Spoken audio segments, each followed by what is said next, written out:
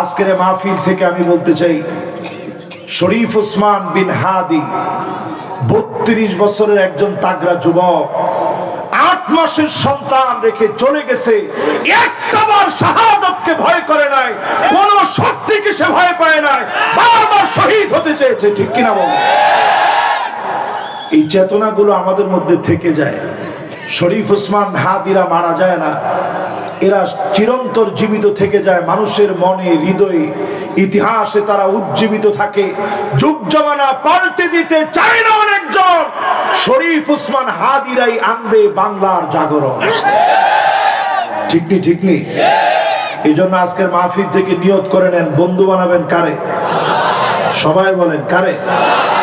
এখনো যে সমস্ত মুসলমানেরা নামাজের সেজদাই দেন না, আল্লাহর কি আসলে বন্ধু বানাইতে পারছেন? এমন সময় আসবে, নবীজি বলে গেলেন, হাত্তা তুত্তাখাযাল মাসাজিদু তুরুকাব, মসজিদের সামনে দিয়ে রাস্তা হয়ে যাবে, মুসলমানের ছেলেরা রাস্তা দিয়ে হেঁটে হেঁটে চলে যাবে, নামাজের জন্য আসবে না। এমন মুসলমান সারা বাংলাদেশে থাকলেও মদিনা মনোহরায় নাই। কি ঠিক কি? আসলে এলাকার সব লোক কি নামাজি হয়ে গেছে? এই যে মাহফিলের একজন কইছে, হুজুর বেনামাজি আছে হুজুর। আচ্ছা কত দেখি, যদি বেনামাজি আপনি পার্সেন্টেজ দাঁড় করেন, কত পার্সেন্ট হবে? এখন একজনে কইছে হুজুর 90%। না না, খান ভাই নিজের বাড়ির চাইতেও নাকি এলাকার লোকদেরকে বেশি ভালোবাসে। তাহলে চিন্তা করেন, এখনো যদি আমরা নামাজি না হই, আল্লাহর কাছে আমরা চেহারাটা দেখাতে পারবো ভাই? নামাজ যার নাই, তারে দিয়ে জমিনে দিন কেমনে কায়েম হবে? আজ আমরা স্বপ্ন দেখি, এই স্বপ্নের অন্তরায় হচ্ছেন আপনি, কারণ আপনি এখনো নামাজ ধরতে পারেন নাই। আজকে আপনি নামাজে হন, আল্লাহরে বন্ধু বানান, এই জমিনে দিন কায়েম হবে। কোন জালেম আটকা দিতে পারবে না, পারবে না, পারবে না। 2 নম্বরে নসিহত আলী রাদিয়াল্লাহু তাআলা আনহু করতেন। ওনারা এরকম মাহফিলে দাওয়াত দিয়ে নিতেন, তো ওই যুগে তার মাইক ছিল না, উনি ওনার 4টা নসিহত করতেন। বলতেন, তুমি এই লোকদেরকে পৌঁছায় দাও, তুমি এই লোকদেরকে পৌঁছায় দাও। সবার মধ্যে আওয়াজ পৌঁছায় যেত। তাহলে এবার একটু আপনারা বলেন, 1 নাম্বার নসিহত আল্লাহরে বন্ধু বানানো। জোরে কোন 1 নাম্বার নসিহত? 2 নাম্বার নসিহতটা এখন শুনেন। ওয়ামান নারাদা মুনিসান ফাল কুরআনু ইয়াকফি। এই কোরআনকে যদি সঙ্গী বানায় নেন, কোরআন আপনার জন্য নিঃসঙ্গতা দূর করে দিবে, অন্ধকারই কোরআন দূর করে দিবে। 55 বছর স্বাধীনতার পার হয়ে গেল, অনেক শাসক দেখলাম, অনেক শাসন পেয়েছি, আল্লাহর কোরআন দিয়ে রাষ্ট্র চালিয়েছে, এমন একটা শাসক পাই না। ঠিক নি? ঠিক নি? বর্তমানে এই জন্য আওয়াজ উঠেছে, সব দেখা শেষ, সামনে হবে কোরআনের বাংলাদেশ।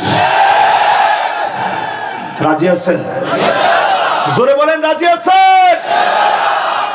যদি এইটাতে আপনারা রাজি থাকেন, যে যে দল করেন, এখনকার মানুষের পালস কিন্তু বুঝতে হবে। বর্তমান মানুষের পালস হচ্ছে কোরআন দিয়ে রাষ্ট্র চলুক, এটা মানুষ চায়। এজন্য আমরা দেখছি কিছু মানুষ কিছুদিন আগেও বলছে শরিয়া টরিয়া দিয়ে হবে না, এখন দেখছি মাশাআল্লাহ ওনারাই বলছে যে ইনশাআল্লাহ কোরআন সুন্নাহর বিপরীতে কোনো আইন হবে না। না না, ঠিকটা বলেন না, জোরে বলেন। যদি বিষয়টা এমন হয়, আজকে থেকে এটা মনের মধ্যে বসায় নেন, কোরআন সুন্নাহ ছাড়া আগামীতে এ জাতির মুক্তির আর কোনো পথ নাই। ঠিক কিনা বলেন? এই কোরআনকে সঙ্গী বানায় নেন। যারা সঙ্গী বানায় নেবেন, রজব মাস চলতেছে, কি মাস? রজব শাবানে বরকত দাও, রমজান মাসে গুনাহ ঝরা। এই যে রজব শাবান বলতে বলতে বলতে বলতে রমজান আসতেছে, আর মাত্র কয়দিন বাকি আছে? আরে না, 1 মাস 20 দিন। 1 মাস। সাহাবায়ে কেরাম দোয়া করতেন, ইয়াদউন আল্লাহ সিত্তাতা শুরিন আইয়ুবাল্লিগহুম রমাদান। 6 মাস আগ থেকে দোয়া করতেন, আল্লাহ রমজান পর্যন্ত পৌঁছায় দিন, রমজান পর্যন্ত হায়াত দিন। 6 মাস সাহাবায়ে কেরাম দোয়া করতেন। আর আমরা এখন মাত্র 1 মাস 20 দিন আছি। এই রজব শাবানের যেই দিনগুলা বাকি আছে, গনিমাতুন বারিদা, শীতকালকে নবীজি গনিমত বলেছেন। রবিউল মুমিন, মুমিনের বসন্তকাল বলেছেন। এখনই সময় আল্লাহর কোরআনের দিকে আসেন, কোরআন পড়েন, নফল রোজা রাখেন, ইসবাগুল ওযু আলাল মাকারি, কষ্ট করে হলো ঠান্ডা পানি দিয়া শীতের ভিতরে ওযু করে নামাজের জন্য যাবেন। এই পানিগুলা সাক্ষী হয়ে যাবে, গুররান মুহাজ্জালিন মিনাল ওযু, এই পানি ঝকঝক করে উঠবে, সাক্ষী দিবে নবীজি আপনাকে শাফাত করবে। যিনি ধন্য বানায়া জান্নাতি বানায়া দিবেন তিনি কি? খান ভাই আমারে বলছিল, ওই কিছুদিন আগে একটা মাহফিল করছিলাম, কোন জায়গায় জানি এটা, পুকুরপাড় মাদ্রাসা। বলছে মাদ্রাসার মাহফিলে বেটা তুমি তো মহিলাদেরকে নিয়ে তেমন কিছু বললা না। এখন এই পয়েন্টে আজকে মহিলাদেরকে নিয়ে বলি, মা বোনরা সবচেয়ে বেশি মনে করে যদি কোরআন সুন্নাহ চলে আসে আমরা মনে স্বাধীনতা পাবো না। আমি নিশ্চিত আজকের এই মাহফিলে আপনাদেরকে নিশ্চয়তা দিতে পারি, যদি আল্লাহর কোরআনের একটা আইন যদি পার্লামেন্টে এস্টাবলিশড হয়, লিযাকার মিসলু হাযিল উনসাইন, আপনার হক কোনোদিন আপনার ভাই মেরে খেতে পারবে না। যদি পার্লামেন্টে আল্লাহর কোরআনের এই বিধান চালু হয়ে যায়, ডেকে এনে আপনার বোনের সম্পদ দেওয়া লাগবে, তার হক তার হাতে বুঝায় দেওয়া লাগবে, ঠিক কিনা বলে? নারী কোনো জায়গায় নির্যাতিত হবে না, পুরুষ কর্তৃক নারীরা নির্যাতিত হবে না, নারী কর্তৃক আগ্রাসনের শিকার কোনোদিন পুরুষরা হবে না। যদি আল্লাহর কোরআনকে সঙ্গী বানায় নিতে পারেন, এই রাষ্ট্রকে যিনি একটা সোনালী রাষ্ট্র বানায় দিবেন তিনি কে? তাহলে 2 নাম্বারটার মধ্যে আরেকটু ওয়াজ আপনাদেরকে করি, এরপরে ভাই ইনশাআল্লাহ কথা বলবেন। আর 15-20 মিনিট পরে ইনশাআল্লাহ ভাইয়ের ওয়াজ শুনবেন, এরপরে আমরা মোনাজাত করব। যদি একটা লোক নড়াচড়া করেন আজকে খবর আছে। কি বলেন? শীত কিন্তু কমে গেছে আলহামদুলিল্লাহ, ওইরকম শীত টিত নাই কিন্তু। তাহলে এবার 1 নাম্বারের পরে 2 নাম্বার। 2 নাম্বার মানে কোরআনকে সঙ্গী বানায় নিতে হবে। কোরআনকে সঙ্গী কেমনে বানাবেন? আমাদের দেশের লোকদেরকে এখনো যদি বলে যে সূরা ফাতিহাটা পড়েন, তো এখনো করে ইহদিনাস সিরাতাল মুস্তাকিম। আচ্ছা, কত যদি এইভাবে কোরআন শরীফ পড়েন, আপনি ইসলাম গ্রহণ করছেন, জন্মের পরে ইসলাম পাইছেন, বুঝ হয়েছে ধরেন 15 বছরে, বালেগ হয়েছেন 15 বছরে, এখন বয়স চলে 60, তাইলে আপনার 15 থেকে নিয়ে 60 বয়স পাইছেন এখানে কত বছর? এই 45 বছরে সূরা ফাতিহাটা শুদ্ধ করে পড়তে পারলেন না। আমি গেছিলাম ওমানে, ওইখানে গিয়ে দেখি একজন 50 ঊর্ধ্ব বয়সের একজন লোক কাজকর্ম করতেছে। আমি বললাম, চাচা এই বয়সে আপনি বিদেশ আসছেন কি কারণে? আরবি শিখতে কষ্ট হয় নাই? হুজুর 2-1 দিন যখন পিঠা বাটা খাইছি তখন আরবি শিখে ফেলছি। আমি কেন পিঠা খাইলেন? কই যে হুজুর আমি যখন প্রথম আসছি তখন আমার কফিল বলতেছি আল্লাহ হাতিল জেলা। আমি মনে করছি আমার জেলা জিজ্ঞাসা করছে, আমি বলছি জেলা কুমিল্লা। যখনই বলছি জেলা কুমিল্লা আবার জিজ্ঞাসা করছি আল্লাহ হাতিল জেলা।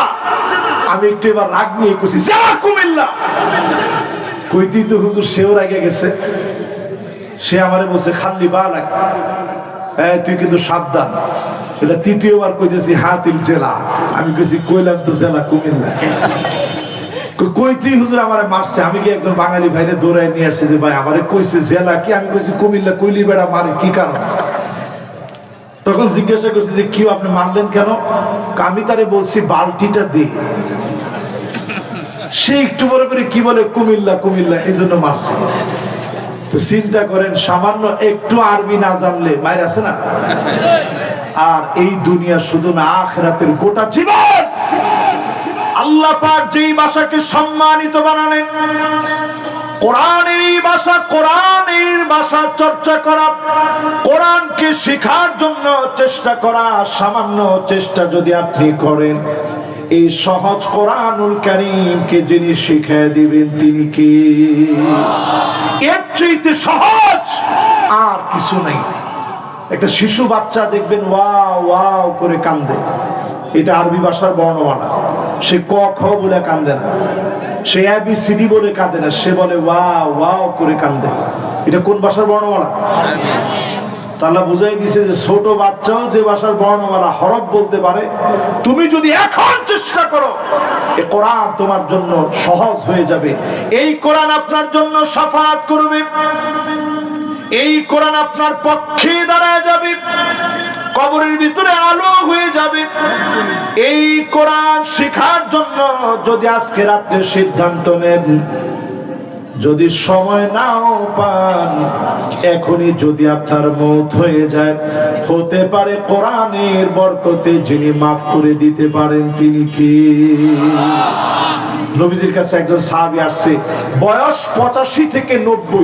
এখানে যারা বসছেন একজন লোক 85 থেকে 90 এর থাকার কথা না। আছেন কেউ? দেখি কেউ থাকলে একটু হাতটা উঠান তো দেখি যে হুজুর আমার বয়স 90 হয়েছে। একটা লোক নাই, তাহলে বুঝেন আপনি। এইরকম একটা লোক নবীজির কাছে এসে বলতেছে, ইয়া রাসূলুল্লাহ আকরিনি মিনাল কোরআন, আপনি কোরআন থেকে কিছু একটা আমারে পড়ায় দেন। নবীজি বললেন ঠিক আছে পড়েন। আলিফ লাম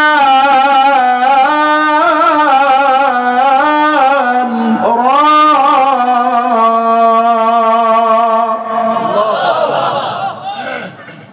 সাহাবী বলতেছে, ইয়া রাসূলুল্লাহ এটা বড় সূরা, আমি পারবো না, আমার বয়স হয়ে গেছে। দেখেন নবীজির কিরকম ধৈর্য। বললেন ঠিক আছে তাহলে পড়েন।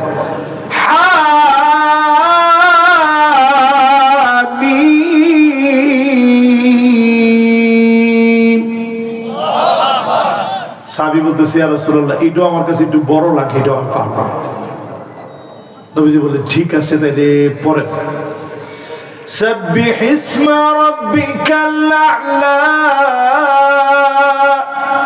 الذي خلق فسوى والذي قدر فهدى والذي أخرج المرعى فجعله غثاء نحوا। সাহাবী বলতেছে, ইয়া রাসূলুল্লাহ এটাও আমার কাছে কঠিন লাগে, এটাও আমি পারবো না। আমরা হুজুর রইলে কইতাম যে এতদিন কি করছেন? নবীজি একটু রাগ করে না, কইছে ঠিক আছে তাহলে পড়েন। ইযা যুলজিলাতিল আরদু জিলজালাহা ওয়া আখরাজাতিল আরদু আথকালাহা ওয়া ক্বালাল ইনসানু মা লাহা ইয়াওমাইযিন তুহাদ্দিসু আখবারাহা বিআন্না রাব্বাকা আওহা লাহা ইয়াওমাইযিন يصدرون الناس أشتاتا ليروا أعمالهم فمن يعمل مثقال ذرة خيرا يره ومن يعمل مثقال ذرة شرا يره। যখন নবীজি পড়ায় দিলেন, সাহাবী বলতেছে নবী এইটা আমার কাছে সহজ লাগতেছে, আমি মুখস্থ করা শুরু করলাম। জোরে কোন আল্লাহ। মুখস্থ করে নবীজিকে বললেন লা আযীদু আলাইহা আবাদা, আমি সূরার উপরে আমল করব, আল্লাহকে ভয় পেয়ে ছোট ছোট গুনাহ থেকে বেঁচে থাকব, বড় বড় গুনাহ থেকে বাঁচব। নবীজি বলেন, তোমরা যদি কেউ জান্নাতে কোন লোক দেখতে চাও, এই লোকটার দিকে তাকাও।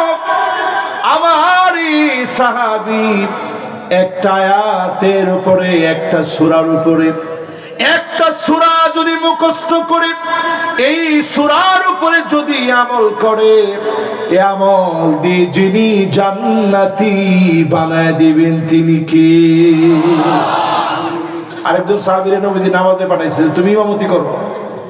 সাহাবী ইমামতি থেকে প্রত্যেক দিন যেই জায়গায় প্রকাশ্যে কেরাত পড়ে, প্রত্যেক দিন পড়ে কুল হুয়াল্লাহু আহাদ আল্লাহুস সামাদ লাম ইয়ালিদ ওয়া লাম ইউলাদ ওয়া লাম ইয়াকুল লাহু কুফুয়ান আহাদ। এভাবে যখন শুরু করছে, তখন নবীজির কাছে একটু লোকেরা আসছে, ইয়া রাসূলুল্লাহ, যিনি যারে দিয়েছেন খুবই ভালো, খুব আমলি, খুব দিনদার, কিন্তু প্রত্যেক দিন সূরা ইখলাস পড়ে। নবীজি ডাক দিয়া বললেন, মাসসাবাব লিলুজুমি হাযিহি সূরা, এই সূরাকে তুমি আবশ্যক বানায় নিছো কেন? সাহাবী কোনো ফতোয়া দেন নাই, বললেন ইন্নী উহিব্বুহা, নবী আমি এই সূরাকে ভালোবাসি, লিআন্নাহা সিফাতুর রহমান, কারণ এই সূরাটার ভিতরে আমার মালিকের গুনাহগুণ দিয়া ভরা। জোরে কোন আল্লাহ আকবার। আল্লাহ পাক তৎক্ষণাৎ জিবরিলকে পাঠিয়ে দিলেন, জিবরিল যাও যাও আমার নবীরে গিয়ে জানায় দাও, সাহাবীর এই নিরেট ভালোবাসা কাল কিয়ামতের দিন আল্লাহর জান্নাত পর্যন্ত পৌঁছায় দিবে। একটা সূরা যদি ভালো করে পড়েন, বুঝেন, আমল করার চেষ্টা করেন, পার্লামেন্টে যদি আল্লাহর কোরআনের পক্ষের শক্তি হন, হতে পারে যিনি আপনার জন্য নাজাতের দরিয়া বানায় দিবেন তিনি কে? আল্লাহ।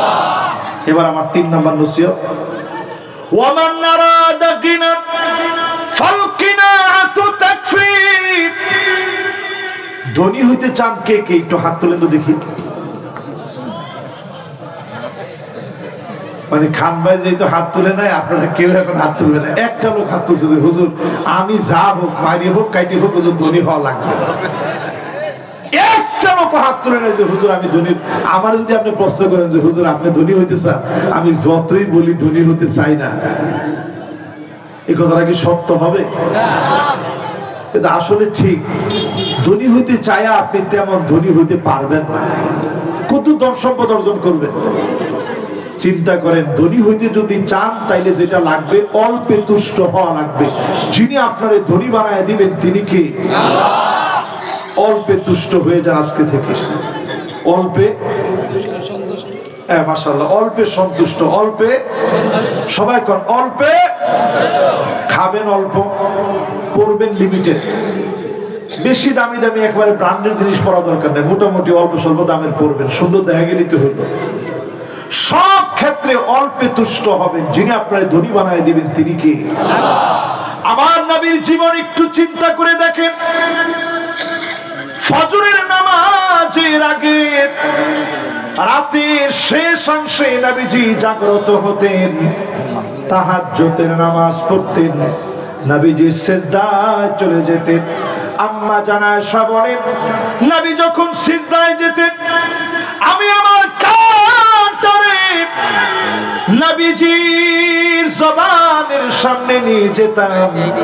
কি বলে নবী এত পরিমাণ কান্দেন, নবীর ভিতর থেকে আওয়াজ বের হতো, আজিজুন কাজিজিল মিরজাল।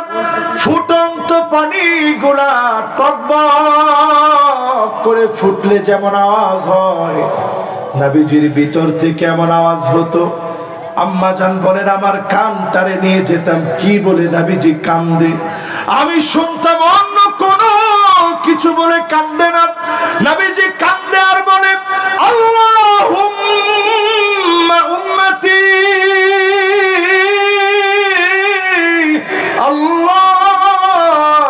আল্লাহুম্মা উম্মতি। বলেন তো নবীজি কাঁদছে কাদের জন্য? মাশাআল্লাহ। বাজান তুমি কি আসছো না গেছো? এই যে আর লেখা মাশাআল্লাহ, ও তো আসছে মাশাআল্লাহ, কাছে আসছো না?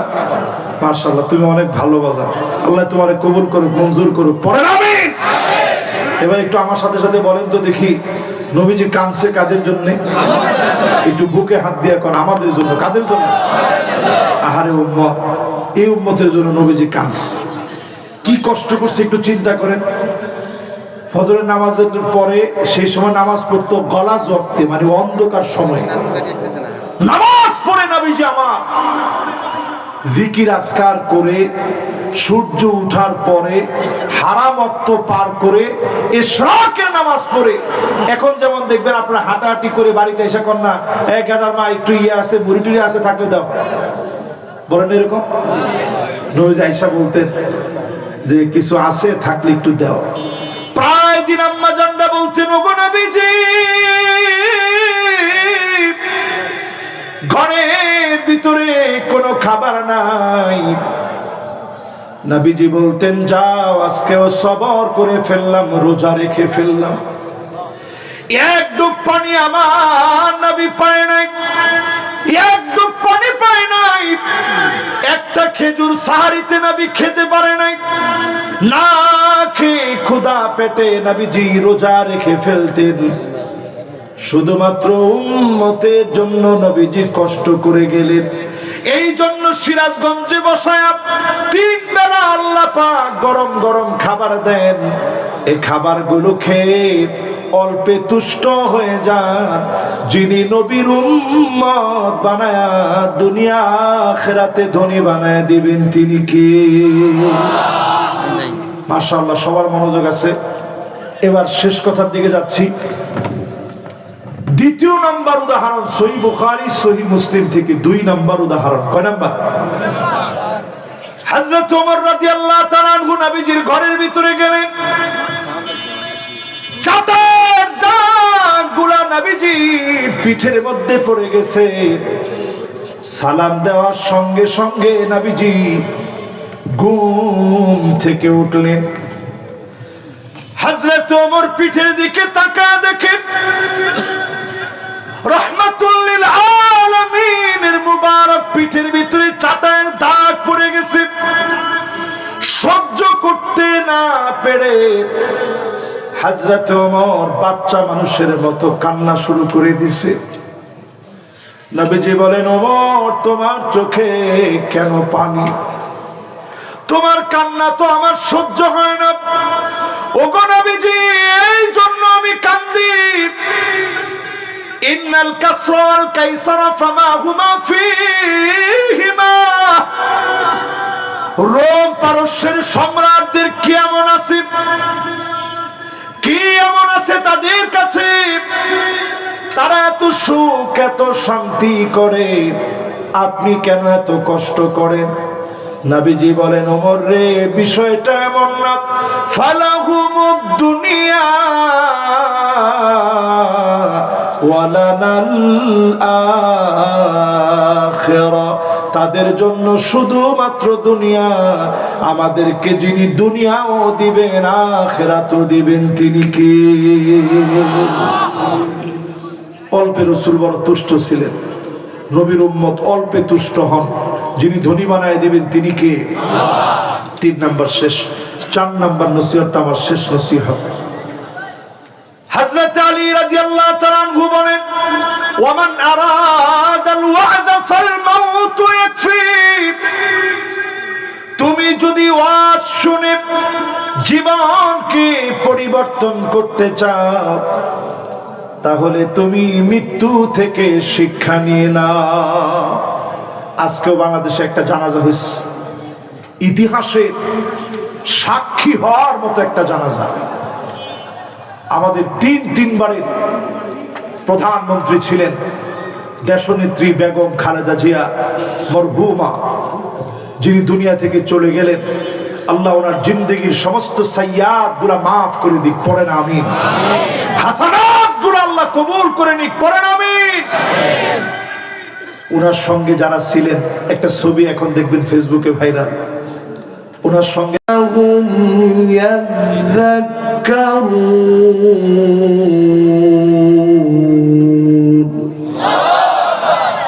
প্রত্যেক বছরে আল্লাহ রাব্বুল আলামিন পরীক্ষা নেবেন, একবার অথবা দুইবার মালিক পরীক্ষা নেবেন। এই পরীক্ষার পরে মালিক সুযোগ দিবেন তাওবা করার। যদি আপনি তাওবা করে মালিককে স্মরণ করে নেন, যিনি আযাব গজব উঠায় নেবেন তিনি কে? এবার চারটা নসিহত শুনেন, চারটা বদঅভ্যাস শুনছেন, এবার চারটা নসিহত শুনেন।